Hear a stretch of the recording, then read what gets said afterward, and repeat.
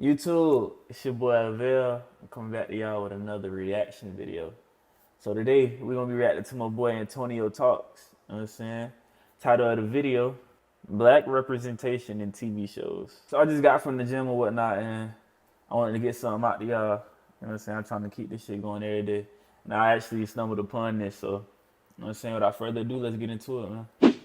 Let's talk about it. So for context, I was born in 2001. I grew up watching a variety of cartoons, sitcoms, and whatever the big three had to offer at the time. When I was younger, I never really paid attention to these films in a deep way. I just consumed it. But whenever I did see a black character, man, it made me happy. I say this all the time, but representation matters. These little instances of seeing people that look like you or not will affect you on a psychological level. That is why in 2026 is so infuriating, because even the thought of a black lead will have everybody mad. Today we're gonna be looking back on some of my favorite childhood shows and just point out how, you know, black people are depicted in these shows. The reason I'm even doing this video is because on TikTok lately there has been a trend of people doing videos mocking the stereotypical black character. Case girl, what's wrong? You look like somebody just ate the last rib at the cookout.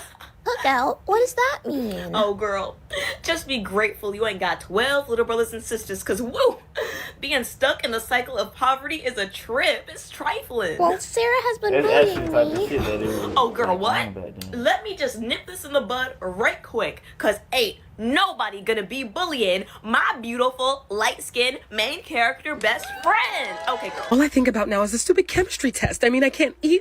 You can't eat. Girl, it's worse than I thought. By the way, Case, I think we should study together this weekend. Thanks, Reginiqua. You're the best. Perfect. You can do the work and I'll hang out with your fine brother, Jake. Now, I want to go ahead and make this disclaimer now. If you are one of those people that use the "it's not that deep, bro," go ahead and click off my video. All right, bro, we woke over here, the real woke. No more talking, man. Let's get into it.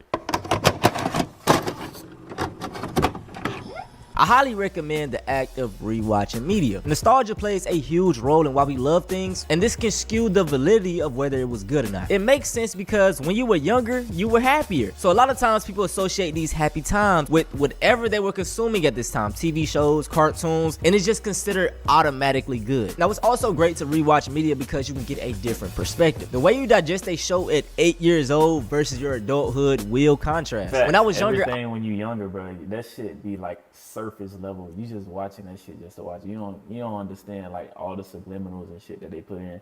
But like all the TV shows like back then, I noticed because I be seeing it on my Instagram feed. Like sometimes they be like dropping little gems in that shit, and I be like, damn, that shit flew over my head on some shit like that. But today, you know what I'm saying, I'll probably pick it up or whatnot. Love the show Everybody Hates Chris, but whenever I saw Julius, like, he irked me. I was like, bro, why are you being this cheap?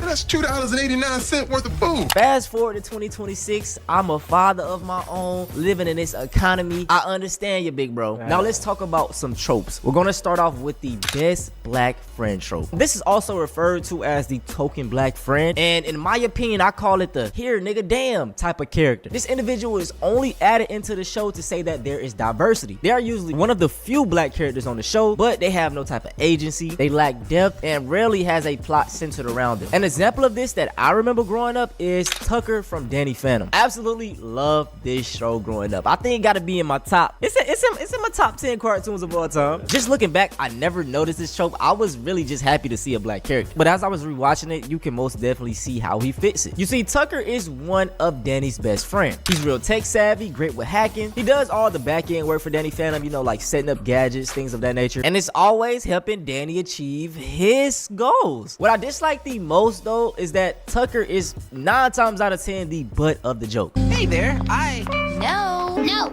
I didn't ask you yet. And not to be that guy, but they got this man around here chasing white women the entire show. Now, as far as plots goes, they do give him a few. There's an episode where he gets possessed and turns evil, and then another one when he's like jealous of Danny Phantom's powers. They fall flat to me because they don't really lead anywhere. It's like after that show, it's like, okay, just back to normal. As far as his art goes, I think it could have went a little better. By the end of the show, he basically realizes that he's the sidekick. Like, he just stand in his place, and Danny Phantom, the white man, is his his show. Maybe I'm tripping, okay? If you watch the show, let me know how y'all feel about it. Now, this example, you don't even gotta debate it. Tebow from iCarly, he fits this trope perfectly. He isn't specifically anyone's best friend. He's more of like friends with everybody in the group. The main cast of iCarly has no black people, okay? And Tebow is just one of the 2 recurring black characters on the entire show. It's him and then Principal Franklin. Despite being in 25 of the 97 episodes, there is no depth to Tebow at all. All we know about him is that his real name is Terrence. He's the manager or owner of the Groovy Smoothie. Like, we never get a definite answer. And I want to say he's Jamaican. I think they hinted at it but didn't necessarily say it. But just because he's a black man with dreads don't mean he's Jamaican. So I don't, we still don't know that. But in short, we know so little about him because he is strictly used for comedic relief. He's loud, funny, over exaggerated, and he got this gimmick of like putting different foods on a stick. Nigga, how the hell you do that? He's a very loved character, so it's just disappointing that we couldn't get more from him. Maybe learn a little bit about his backstory, how he got into the smoothie business, etc. Right? They did my boy dirty, man, and this is a common theme that you will see in Dan Schneider films. The next trope we have is the sassy black woman. In my opinion, this is the most common trope and we see it all the time. The Willie T. Ribs racer cheerleaders are about perfection. Hard work, sweat, tears.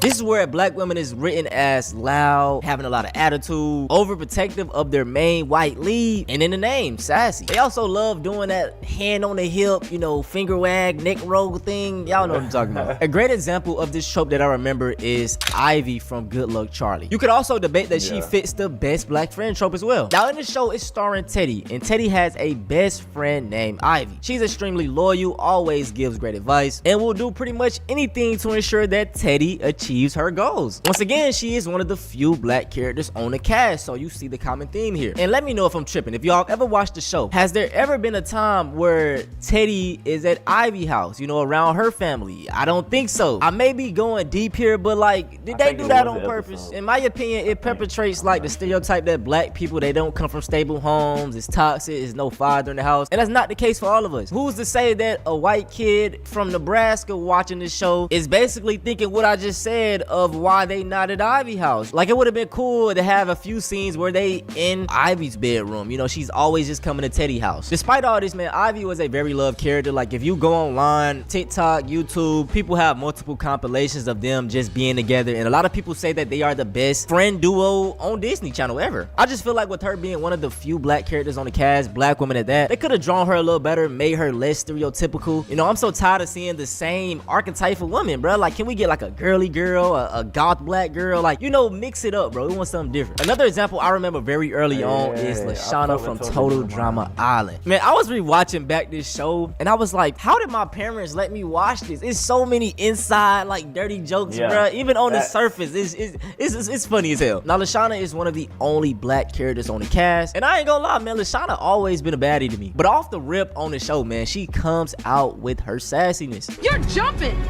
Make me.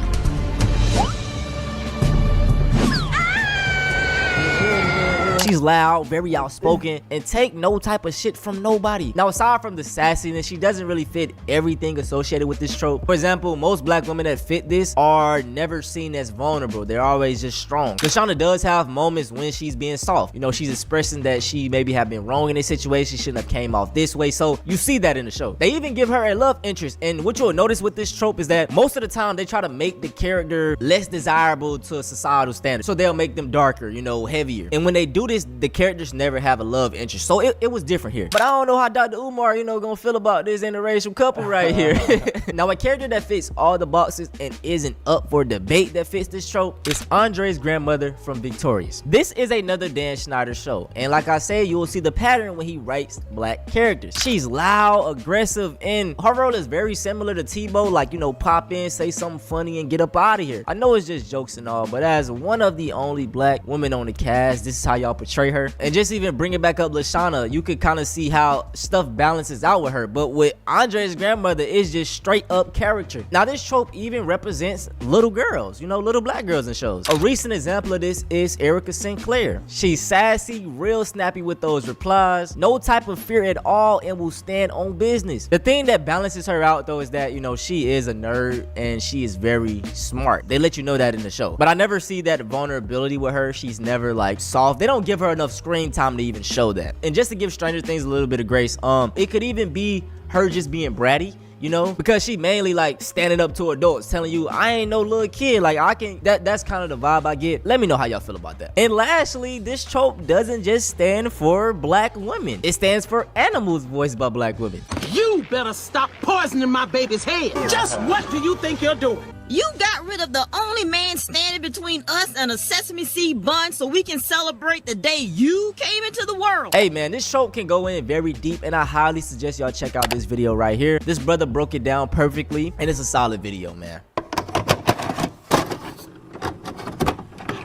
Now let's talk about solutions because there are many. For one, hire more black people on your cast. That'll nip all of this in the butt. I don't feel like these writers do this on purpose. I think they just see examples because it shows so much, so they just end up thinking that it's true. I say this all the time, man, but most white folks don't really have interactions with us. The way they perceive us is the way they see us on TV, social media, etc. So they model it after these things. And let's say you do want to have in a sassy black woman character or a black best friend trope right here. You can balance it out by adding other black characters that don't fit those tropes. You can have a sassy black woman, but also add in a gothy girl. Sprinkle in a girly girl over here. You know what I'm saying? You can mix it up. And if your character is one of the only black people, give them depth as well. Let them be able to stand on their own. Have them have a plot every now and then, you know? That's just all we asking for. But that's it for this video though, man. I hope y'all enjoy. I want to start doing more TV analysis, more movie analysis. Listen, I know a lot of y'all been asking me to do a video on who cloned Tyrone,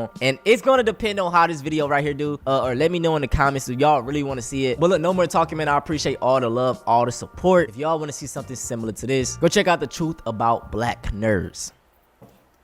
All right, man, that's that, man. Shout out to the boy Antonio Talks. You know what I'm saying? Hey, man, if y'all enjoyed the video, if y'all enjoyed shit, watching me watch the video with y'all, you know what I'm saying? Leave a like down below, you know what I'm saying? Comment, let me know. You know what I'm saying? Give me some more suggestions. And I'm going to catch y'all on the next one.